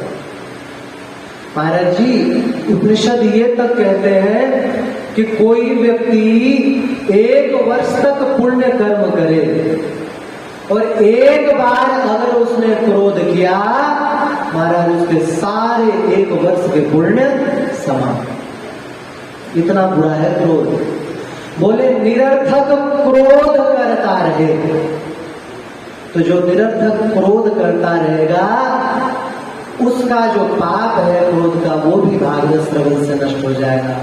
और बोले, जो निरंतर निंदा में दूसरों की उन्नति से देख के जलने वाले संत कहते हैं, लोग अपने दुख से दुखी नहीं है, फिर दूसरों के सुख से दुखी है। और निंदा, दिन रात इसकी निंदा, उसकी निंदा, दिन रात निंदा करते हैं। कबीरदास जी तो इतना डरते हैं निंदकों से, वो बोलते हैं, कबीरा निंदक ना मिले चाहे पापी मिलो 1000। बोले, हमें एक भी निंदक नहीं मिलना चाहिए, प्रभु, हजारों पापी मिल जाए चलेगा। कबीरा निंदक ना मिले चाहे पापी मिलो हजार, एक निंदक के शीश पे कोटि पापिन को भार। एक निंदक जो है करोड़ों पापियों से भी बड़ा घातक होता है। आप जब उपनिषदों को पढ़ोगे उसमें एक कथा समझाई ऋषियों ने। बोले देखो एक ऐसे ऋषि हुए हैं, ये राजा हुए हैं जो ब्राह्मणों के परम भक्त थे, बहुत बड़े भक्त थे। और वो राजा एक बार भंडारा किया, उसने 10,000 ब्राह्मणों को बुलाया, सुंदर खीर बनवाई, और खीर में क्या हुआ कि एक सर्प गिर गया, राजा को पता नहीं चला। गलती रसोईया की, रसोईया भी देख नहीं पाया, मंत्री ध्यान नहीं दे पाया, और खीर जिन्हें ब्राह्मण देवताओं ने जिन्होंने भी खाया वो सब के सब प्राण पखीर हो गए, मृत हो गए। राजा को बड़ी ग्लानि हुई, अरे 10,000 ब्राह्मणों की हत्या हो गई, क्या करें। बेचारा खिन्न मन से अपना राज्य अपने पुत्र को दे दिया, तो बोला हम तो चले। वो घूमने लग गया पृथ्वी पे, एक नगर में पहुंचा, रात्रि होने लग गई, तो उसने गांव का जो चौपाल उस पे पंच लोग बैठे थे, पंचों से पूछा कि भैया रात्रि ठहरने कोई व्यवस्था हो सकती है। उन्होंने कहा भाई एक भगत जी रहते हैं, ब्याह नहीं किया, उनकी बहन रहती है, आप उन्हें ज्ञान व्यास कर लो। ये गए, ठहरे। प्रातः काल हुआ तो जो बहन थी ना भगत की, वो थोड़ी देर से उठी, तो भाई ने कहा भगत ने, अरे साधु अतिथि यहाँ है, उनके लिए बालभोग बनाना है, नाश्ता चाय पानी कुछ तो कराना पड़ेगा, तुम इतनी देर तक क्यों सोती रही। बोले भैया क्या करें, मैं स्वप्न में यमराज के यहाँ पहुंच गई, धर्मराज के यहाँ। वहां क्या देखा, बोले वहां एक बहुत अद्भुत अभियोग पे बातचीत चल रही है। क्या, बोले एक राजा ने 10,000 ब्राह्मणों का भंडारा करवाया, और उस भंडारे में सर्प गिर गया खीर में, सब ब्राह्मण मर गए। अब वो जो ब्राह्मण हत्या का पाप है वो किसको देना चाहिए, राजा को दे क्योंकि उसको बुलाया, या रसोईया को दे क्योंकि भोजन बनाने की जिम्मेदारी उसकी थी, या मंत्री को दे जिसको राजा ने काम सौंपा था, किसको दे। तो बोले क्या फैसला हुआ, बोले आज फैसला नहीं हो पाया, कल तक के लिए टाल दीजिए। अच्छा राजा तो वही था, उसने विचार किया तो मेरा ही है भाई, सुननी चाहिए। तो उसने भक्त को कहा एक दिन और रुक जाए। बोला रुको, आपका ही घर है महाराज। वो रुक गए। दूसरे दिन फिर ऐसी देर से जगी, बोले बहन पता चला, बोले हाँ, उस 10,000 ब्राह्मणों के मारने का जो पाप है उसकी फैसला होगी। बोले किसको पाप मिला, बोले गांव में जो चौपाल पे बैठे पंच थे ना उसको। बोले ये क्या बात, लेना एक ना देना दो, ना वो लेने में ना देने में, उनको पाप कैसे लगे। बोले जब वो राजा आया, पूछा उसने कहाँ ठहरे, वहां ठहर गया। जब दूसरे दिन भी वो वहां से नहीं गया, तब वे पंच लोग बैठ कर चर्चा करने लगे, देखा ये वही राजा है 900 चूहे खा के बिल्ली हज को चली, इतना पाप करके उस घर में बैठ ठहरा हुआ है। वो जो भगत है ना उसकी बहन के साथ टाका कुछ हो गया इसका, तरह तरह की निंदा करने लग गए। निंदा करने का फल ये हुआ कि जितना पाप था वो पाप इनके सिर पे चला। तो सोचो निंदा कितना बड़ा पाप है। श्री तुलसीदास जी महाराज तो कहते हैं, निंदक नियरे रागी आंगन कुटी छला, बिन साबुन बिन तेल के वो त्याग। बोले निंदक को पास में रखो, कबीरदास जी कहते दूर भगो, ये कहते पास में रखो, इसके भी कुछ लाभ। बोले कैसे, बोले कि आपको भी जो आपका दोष नजर नहीं आएगा वो उसे नजर आ जाएगा। किसी को अपना सुधार करना हो तो निंदक लोगों को ये तुम पास में बैठो, बताओ मैं क्या अवगुण है, कुछ ना कुछ अवगुण वो बता ही देंगे। तो बोले जो पर निंदा वाले लोग हैं उनका भी उद्धार हो जाता है, वरना पर निंदा वालों का उद्धार नहीं हो सकता, संभव नहीं है। और बोलते हैं सत्येन हीना पितृमातृ दूषका। महाराज ये बहुत बड़ी बात है, कलयुग में लोग इन बातों को समझते नहीं। आजकल जगह जगह वृद्धाश्रम खोले जाते हैं ताकि अपने बूढ़े माँ बाप को वहां रख सके। बताओ इससे बड़ा कलयुग क्या हो। जबकि शास्त्रों में ये वर्णन है कि पिता के चरणों में ही स्वर्ग है? युधिष्ठिर महाराज से यक्ष पूछते हैं, बोले आकाश से ऊंचा कौन है? बोले पिता है।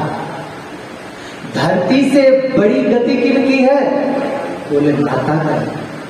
उन माता पिता की सेवा ना करके तो महाराज त्याग देते हैं लोग वृद्धावस्था में। जिस माता पिता ने, अब क्या बताएं, घटना ऐसी सच्ची घटना है, अखबारों में छपती है। एक लड़के ने कानपुर में अपनी माँ को इतनी जोर से चाटा मारा कि वो उसी में मर गई। लड़के का नाम राकेश मिश्रा है, आया था 2021 में। महाराज अपने पिता को ले गए और बीच सड़क पे कपड़ा से गाड़ी को छोड़ के चले आए कि माता पिता को ले गए दर्शन कराने कुंभ में, वहीं छोड़ के आए। माता पिता की क्या महिमा है। महाराज जी सच बताए,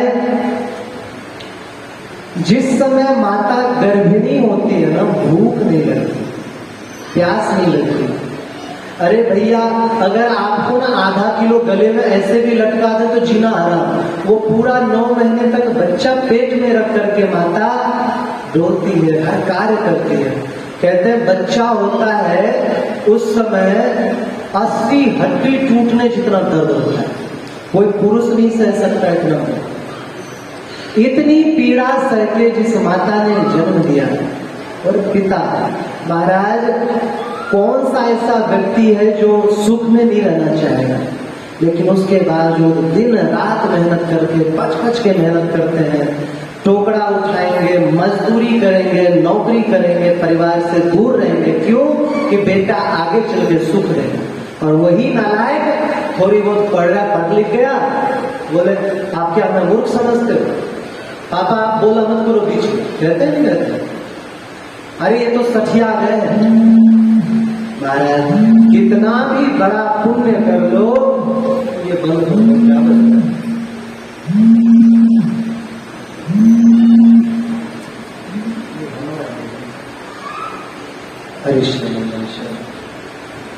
बोले कितना भी पुण्य कर लो, अगर माता पिता के प्रति आपकी भावना नहीं है, श्रद्धा नहीं है, तो भगवान भी आपको स्वीकार नहीं करेंगे। आप कहोगे बाबा आप तो पुराणों की बातें बोलते हो, चलो अभी की बातें सुनाते हैं। पुंडरीक भक्त का नाम सुना है? महाराष्ट्र गए होंगे तो पंढरीनाथ जी के दर्शन किए, विठ्ठल भगवान का क्या कथा है। पुंडरीक भक्त, माँ बाप ने पढ़ाया लिखा बड़ा किया, विवाह किया, बड़े अच्छे भक्त। लेकिन पत्नी आई, पत्नी ने कहा देखो जी मैंने तुम्हारे लिए अपने माँ बाप का त्याग किया, अब तुम भी मेरे लिए अपने माँ बाप का त्याग करो। माँ बाप की सेवा नहीं, शुश्रूषा नहीं, कुछ नहीं, दिन रात पत्नी की बातों में। महाराज सभी नारियों की बात नहीं, ऐसी नारियां भी हैं जो पति के मर जाने के बाद भी सास ससुर की अपने पिता समान सेवा की। आए दिन अखबार में आते हैं, कंधे पर उठा के ले गई है हॉस्पिटल। सभी की बात नहीं, लेकिन कुछ नारियां ऐसी हैं। तो बोले जब इन्होंने ऐसा कर दिया तो पिता माता की सेवा छूट गई पुंडरीक से। एक दिन पत्नी ने कहा देखो जी समय बहुत हो गया है, हम लोग भी अब युवा हो रहे हैं, धीरे धीरे पूरे हो जाएंगे, तो तीर्थ यात्रा करवाना है। समझ आ रही है सभी को? मुझे आवाज गूंजती सी लगती है, आप सभी को क्लियर सुनाई देता है? ठीक, हरीश। तो बोले तीर्थ यात्रा कराना। बोले ये बूढ़ा बूढ़ी का क्या होगा? बोले इनको भी साथ ले चलो। ले चले साथ। रास्ते में पत्नी बोली देखो जी मैं तो थक गई हूं, तो क्या करें? बोले कि तुम मेरे कंधे पे बैठ जाओ। पत्नी को कंधे पे बिठाया, माता पिता बड़े बूढ़े चल नहीं पा रहे, उनके गले में रस्सी बांधी और धक्का देते खींचते ले जा रहे हैं। आज भी फोटो मिलता है वहां पर पुंडरीकाई स्वरूप में। इस तरह तीर्थ यात्रा करते करते बनारस पहुंच गए। एक पेड़ के नीचे आसन लगाया हुआ था।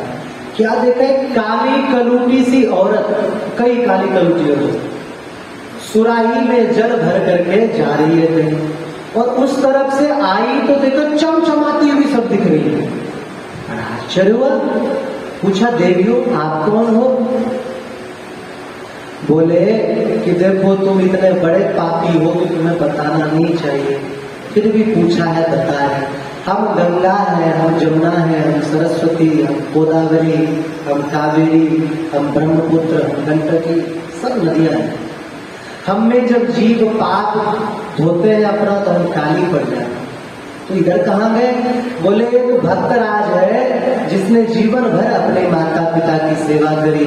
जब माता पिता पधार गए तो वो अपने ही घर में रह के सत्संग वार्ता करते हैं। तो मैं वहीं पर जाती हूँ, भक्त के चरण पखारती हूँ और जो धूली है वो पूरे शरीर पर लगाती हूँ और पवित्र होकर के फिर आ जाते हो, मेरे सारे पाप नष्ट हो जाते हैं। आइए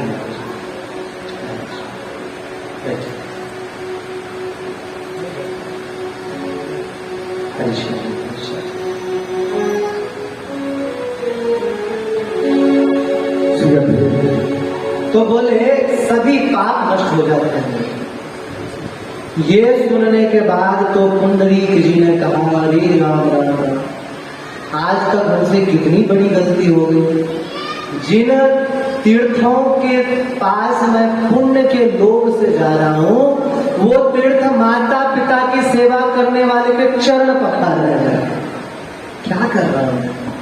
उसने तुरंत अपने माता पिता के हाथ और गले से रस्सी हटाई और चरणों में गिर के रोने लग गया। चलिए घर चला। एक बनाया तराजू बड़ा सा कांवर प्राय बिठाया, माता पिता को घर लाए।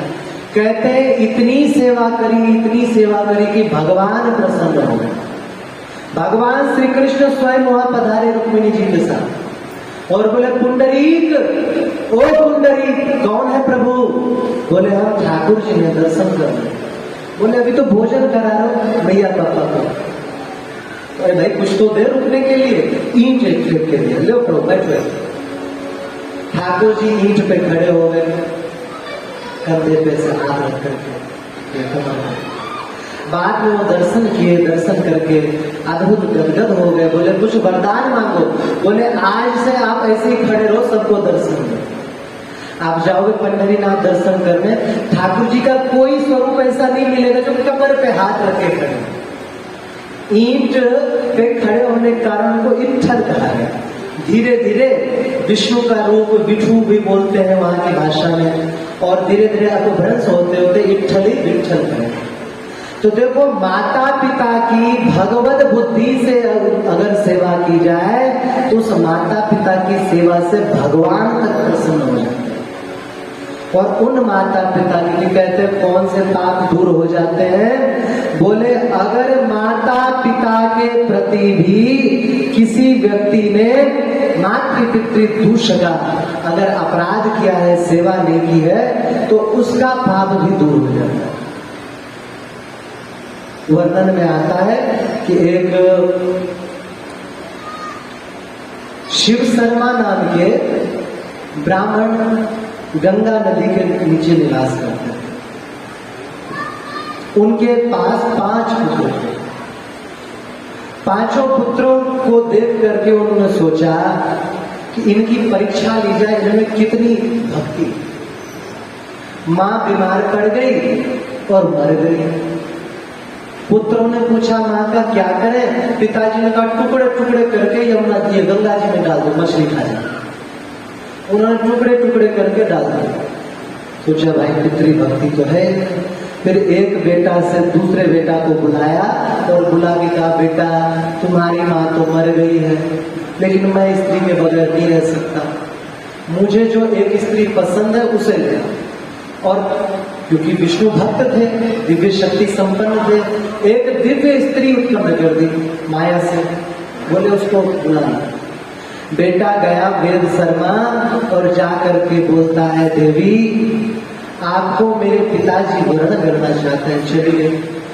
उस अप्सरा ने कहा कि अरे तुम्हारे पिता तो बूढ़े हो गए, अब बूढ़े से क्या विवाह करें, लेकिन मेरी तुम्हारी जोड़ी अच्छी है, तो मुझसे ब्याह करो। बोले ऐसे नहीं चलता, पिताजी ने आपका वर्ण किया, आप मेरी माता समान हो। बोले अगर ऐसी बात है तो उसके बदले मुझे क्या मिलेगा? बोले क्या चाहिए? बोले अपना हाथ काट के दे सकते हो। वेद शर्मा ने कहा अपने पिता के लिए तो मेरा शीश भी अर्पित है। तुरंत अपने हाथों से ही खड्ग से तलवार से अपनी गर्दन काट ले जाओ। वो ले करके आए और आ करके बोले कि लीजिए आपके पुत्र ने अपना सिर काट के हमें दिया है।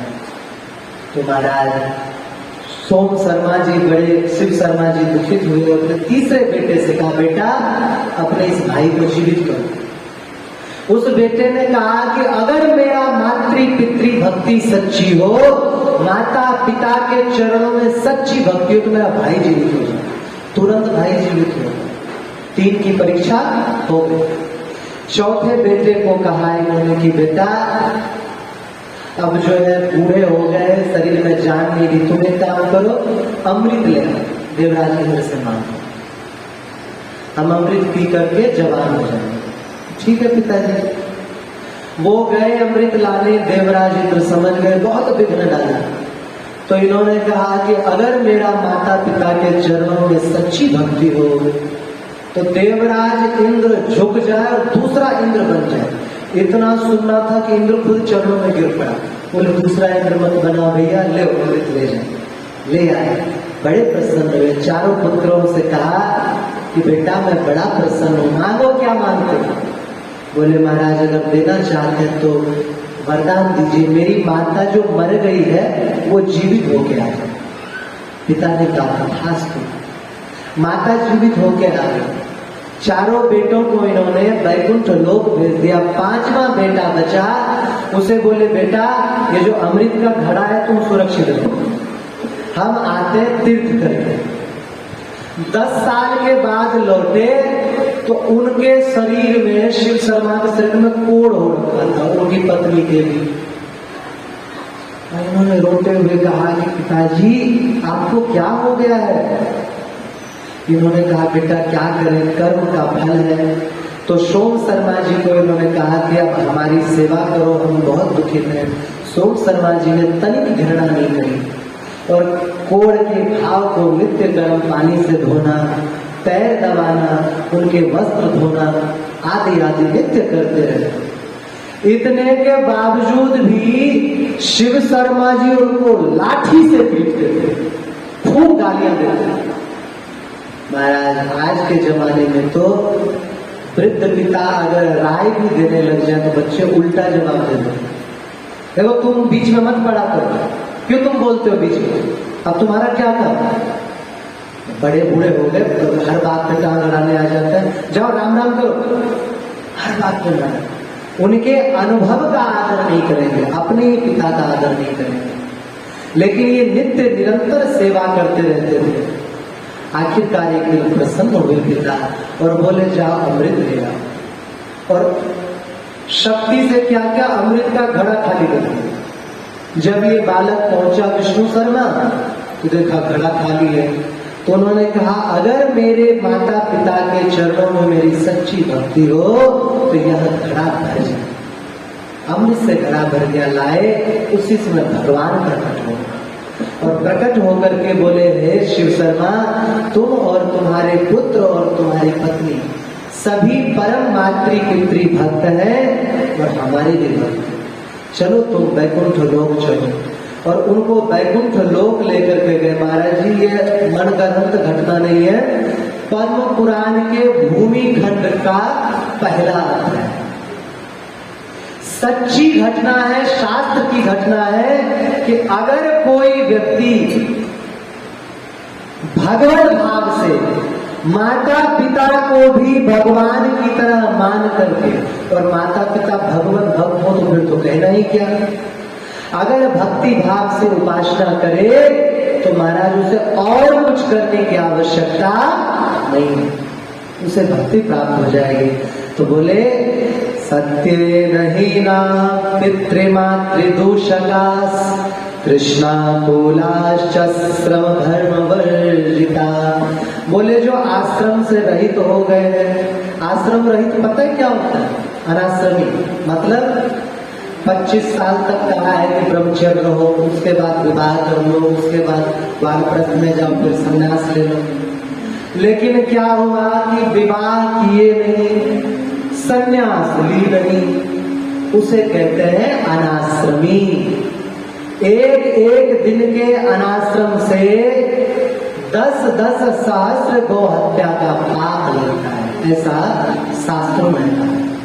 तो अनाश्रमी होने का पाप, बोले दूसरे की उन्नति को देख करके क्रोध करने का पाप, चोरी करने का पाप, कर्म सिद्धांत में छल करने का पाप।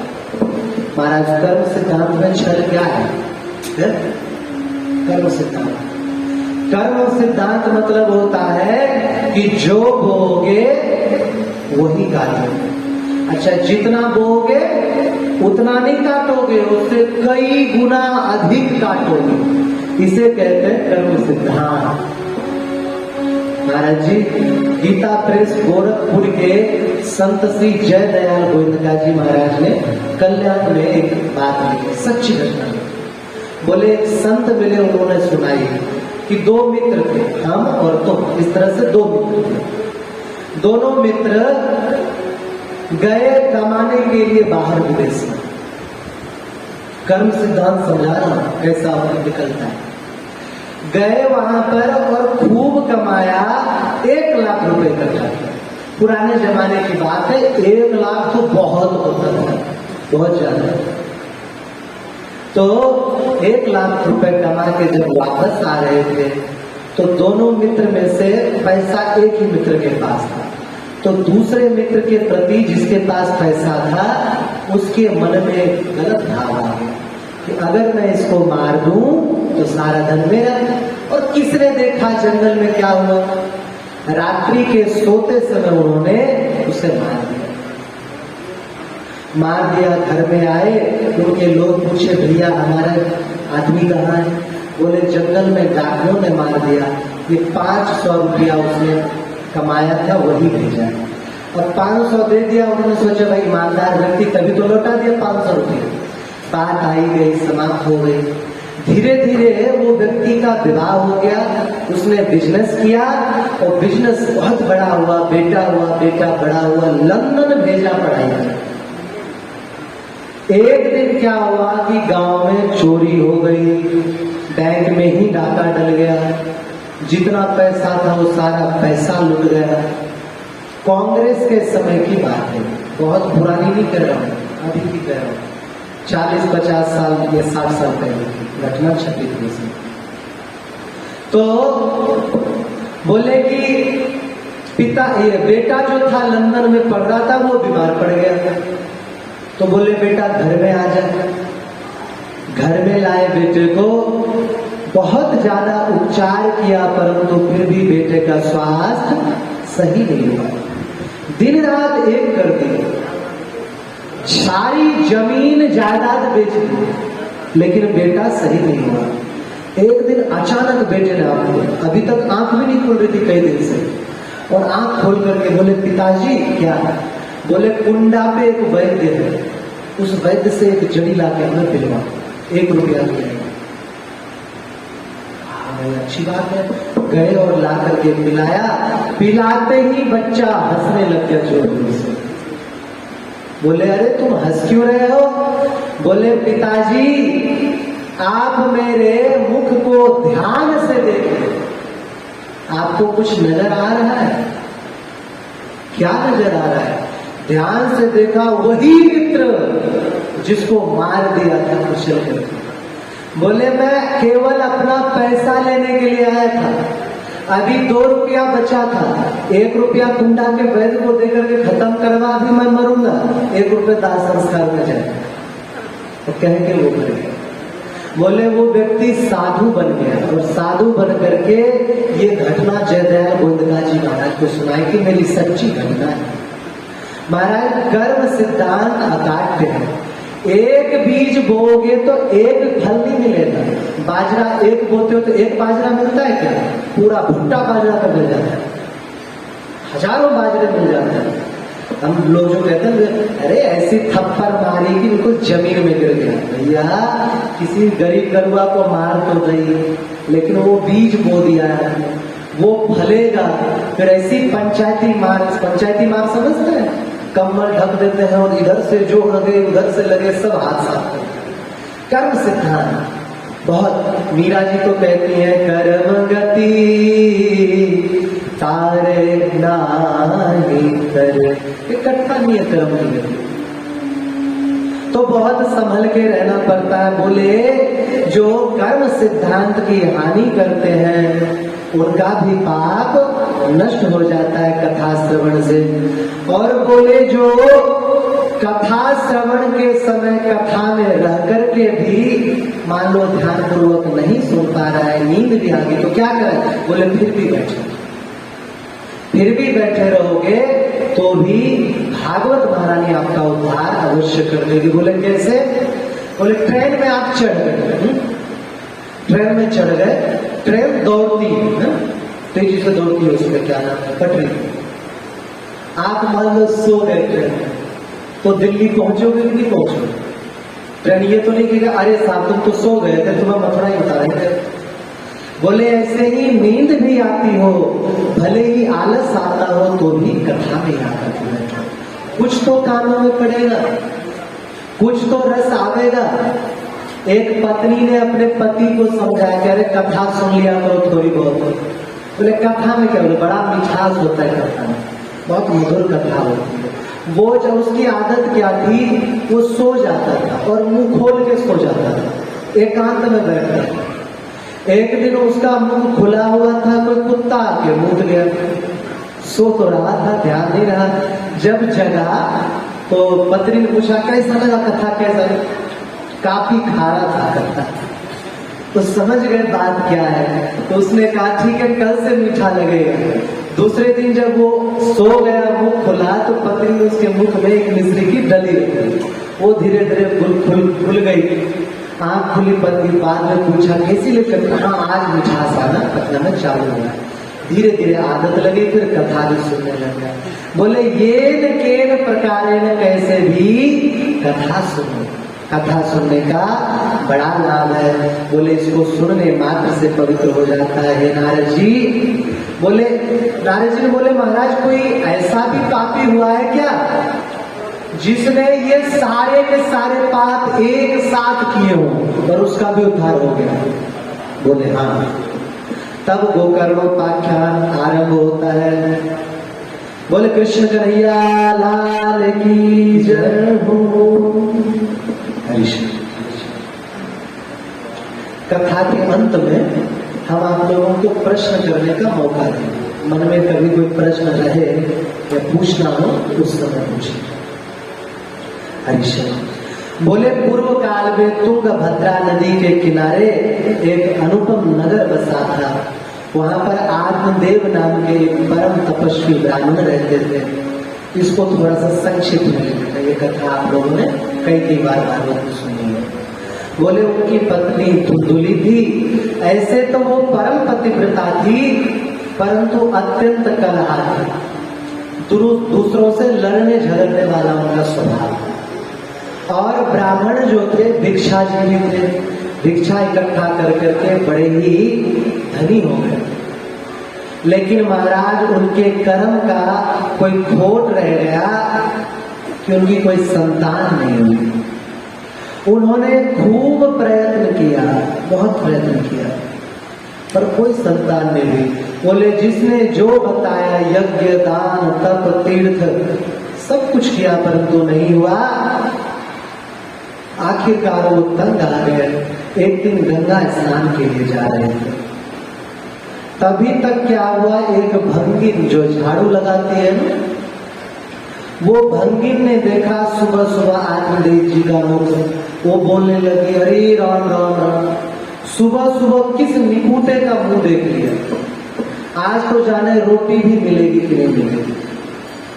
आत्मदेव जी ने विचार किया, क्या एक सदाचारी ब्राह्मण जो सब प्रकार के तप करता है, उत्तम कर्म करता है, केवल निसंतानी होने के कारण मुख देखने से भी लोगों को पीड़ा होती है, ऐसे शरीर से तो ना रहना ही उत्तम, मर जाना ही उत्तम है। यह विचार करके वह मृत्यु को प्राप्त करने के लिए जंगल की ओर चल पड़े। यह घटना भागवत में तो नहीं लिखी, लेकिन श्रुति परंपरा मतलब संतों के मुख से सुना है, क्योंकि कार्याभावे कारणाभाव, बिना कारण के कोई कार्य नहीं होता। इतने दिन तक बैठे थे, अचानक से आत्महत्या कैसे करने चले, कुछ तो घटना हुई होगी ना, तो संतों ने ये घटना दी। तो वहां जब वो गए तो वहां एक सरोवर पे जल पी करके बेचारे बैठे थे और रो रहे थे, तभी एक ब्राह्मण देवता वहां पर प्रकट हो गए। देखो, हर किसी के जीवन में ऐसे कोई प्रकट नहीं होता। ये ब्राह्मण देवता कोई और नहीं है, भगवान ही है। वरना मैं बताता हूँ, एकांत जंगल में कई कुएं हैं, जाके डूबो, कोई ब्राह्मण नहीं आएगा बचाने, कोई सन्यासी बचाने नहीं आएगा। भगवान ने विचार किया कि इतना सदाचारी ब्राह्मण केवल इतनी सी बात से आत्महत्या कर ले, गलत। भगवान बचाने किसको आते हैं?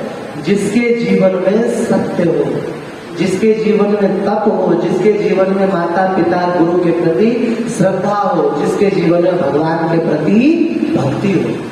वरना आप सुनते तो होंगे ही, फलाने शर्मा ट्रेन से कट गए, फलाने चौधरी लटके मिले पेड़ से। कोई आता है बचाने? कोई नहीं आता। भगवान बचाने में उन्हीं को आता। तो बोले, अरे ब्राह्मण देवता, तुम क्यों दुखित हो रहे हो? बोले, महाराज, पूर्व जन्म के संचित पापों के दुख का क्या वर्णन करें। मेरे पितर भी मेरे जल की जो अंजुली है, जो पितर को प्रदान करता है, उनके श्वास से गर्म हो जाती है, वह गर्म जल पीते हैं। मेरे पूर्व जन्म में बड़े पाप किए हैं, उन पाप के कारण मुझे संतान नहीं है। आया है स्कंद पुराण में कथा कि सिद्धांत श्रेष्ठ नाम के एक व्यक्ति अपने जीवन में कई उत्तम कर्म किए, परंतु एक बार एक गर्भिणी माता ने उनसे कहा कि मुझे प्यास लगी है, मुझे पानी दे। परंतु सिद्धांत श्रेष्ठ ध्यान में मग्न थे, उन्होंने सुनने के बावजूद भी जल नहीं पिलाया। अरे हम कोई जल पिलाने वाले, हम महात्मा है, भजन कर रहे हैं, बताओ भजनानंदी के बीच भजन में बाधा डालने आ गए। सिद्धांत श्रेष्ठ ने जब ध्यान नहीं दिया, वो गर्भिणी माता बिना पानी के प्यास से मूर्छित होकर गिर पड़ी, और गिरने की वजह से उनके पेट का जो बालक था वो मर गया। और उस गर्भिणी माता ने शाप दिया, हे सिद्धांत श्रेष्ठ, तुम अगले 7 जन्म तक निसंतानी हो, तुम्हारी कोई संतान नहीं होगी। वही अगले जन्म में हो आकर के ये ब्राह्मण देवता आत्मदेव ब्राह्मण बने, और इनकी कोई संतान नहीं हुई। तो यही स्मरण करके बोल रहे, हे प्रभु, हमारा जो पूर्व जन्म का कर्म बन गया था ठीकता के कारण, उस कारण से हमें कोई संतान नहीं हुई। तो बोले, संतानहीन जीवन को धिक्कार है। बोले, अरे ऐसी बात है तो एक काम करो, तुम गैया ले आओ, गैया का अगर कोई बेटा हो जाए उसी को बेटा मान लेना। बोले, महाराज क्या बताए, हम गैया भी पालते हैं, उसके भी बच्चा नहीं होता, वो भी बाँझ हो जाती है। अच्छा, कोई बात नहीं, पेड़ लगाए, फल वाले पेड़ लगाए। कहते हैं एक फल वाला पेड़ लगा लो, 10 पुत्र के बराबर उसका पुण्य होता है। बोले, महाराज हम फल वाले पेड़ भी लगा दें, उसमें फल नहीं होता, ये मुसीबत है। बोले, महाराज किसी भी तरह आप हमें पुत्र प्रदान करो। इन्होंने कहा, वंचा ज्ञानम प्रजारोपम वरिष्ठा कर्मणो गति विवेकम तो समासाद्य त्यज संसार वास। हे ब्राह्मण देवता, इस मोह रूपी दैत्य से कभी किसी का भला नहीं हुआ। मोह त्याग दो। कर्म की गति बड़ी प्रबल है। विवेक का आश्रय लेकर के संसार वासना का त्याग करो, क्योंकि संसार श्री वेश्या माता जो इनकी गुरु थी, दत्तात्रेय जी की 24 गुरु में एक गुरु थी वेश्या। उस माता ने कहा है आशा एव परमं दुखम नैराश्यम परमं सुखम। बोले आशा करना, मोह करना ही दुख का कारण है। तो महाराज अंतिम समय तक आशा और तृष्णा जानी। श्री तुलसीदास जी महाराज ने यहां तक कहा है, एक छोटे से पद में,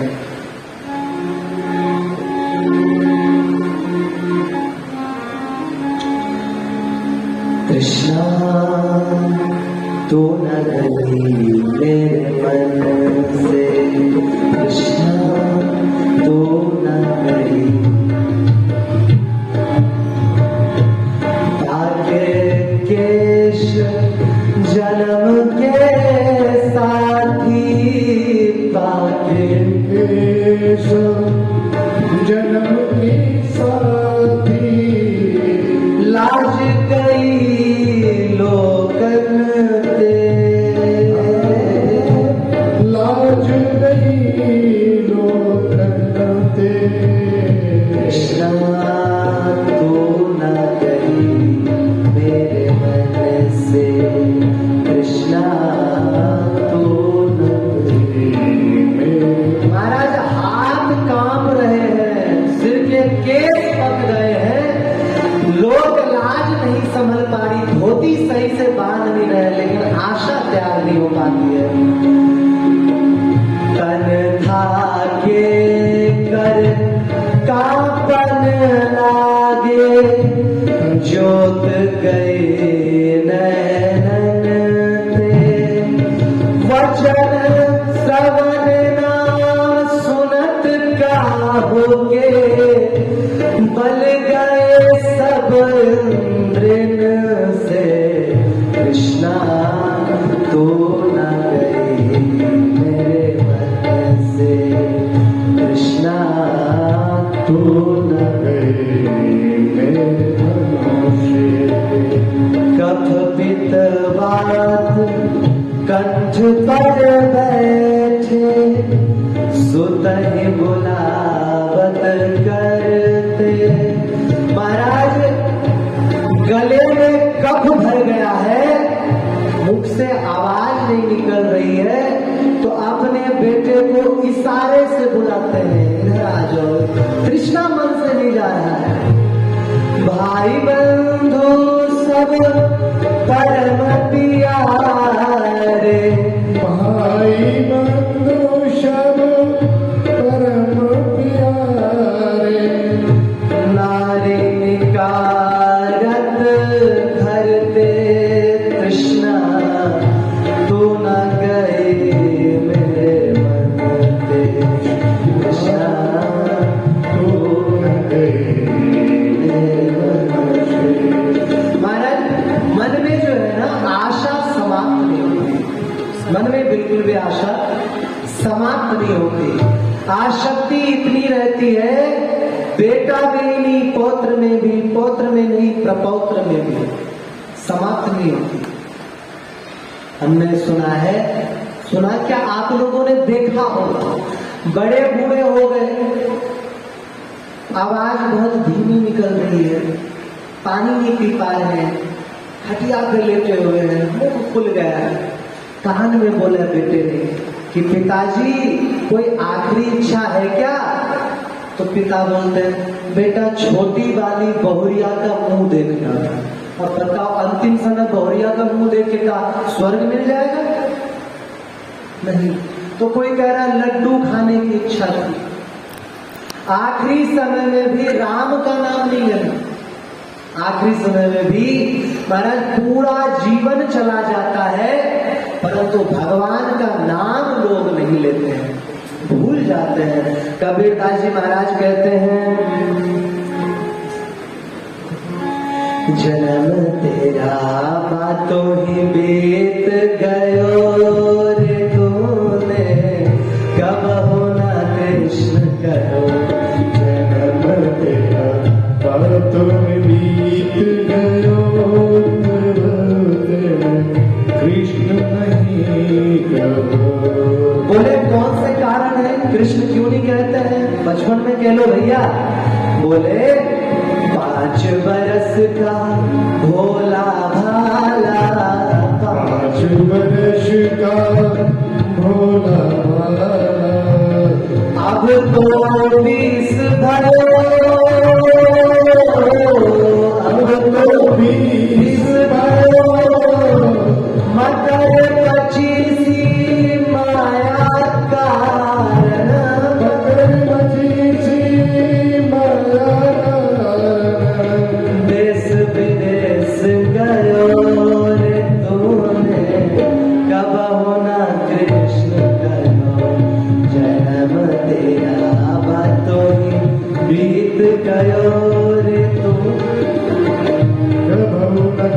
महाराज बचपन में कभी ध्यान ही नहीं आती है कि हमें भक्ति भजन करना चाहिए, और तो करता भी हो कोई बालक तो बड़े टोक देते हैं, अरे अभी कोई उम्र है भजन करने की, बूढ़े हो जाने तब भजन करना।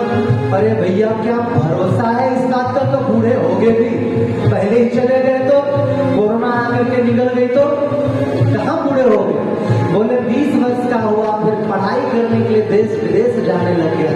बोले हम तो समझदार हो गए, आप भजन करें? बोले हम भी नहीं महाराज जी। फिर 30 बरस की अब मत उपजी, 30 बरस की अब मत उरी,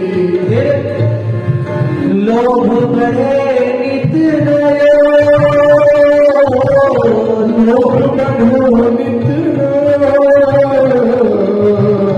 भाई 30 वर्ष के हो गए, मति उपज गई, लेकिन लोभ बढ़ने लग गया। फिर माया जोड़ी तूने लाख करोड़ी, माया जोड़ी 3 लाख करोड़ी, आज होना त्रेत भयो रे तूने, कब होना कृष्ण करो।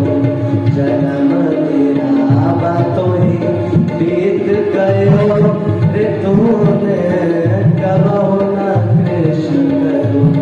जन्म तेरा बातों ही बीत गयो, मुख से न कृष्ण कहो। अच्छा आप बूढ़े हो गए तो क्या आप भजन करेंगे? बोले नहीं। वृद्ध भयो तब आलस उपजी, वेद भयो जब आलस उपजी। जो लोग इस बात को कहते हैं कि बुढ़ापे में भजन करेंगे, अब कर लेंगे तब कर लेंगे, उन लोगों को स्मरण रखना चाहिए, वृद्ध होते ही कानों से सुनाई कम देगा, आंखों से दिखाई कम देगा। और एक बात और है, अगर जीवन भर भजन किए तभी बुढ़ापे में भजन करो, जीवन भर भजन नहीं किए तो बुढ़ापे में भी भजन नहीं कर पाओगे। वृद्ध भयो तब आलस उपजी, वेद भयो जब आलस उपजी। तुम कफनित कंठ भरो, कफनित कंठ परो, कहत कबीर सुनो भाई साधो, कहत कबीर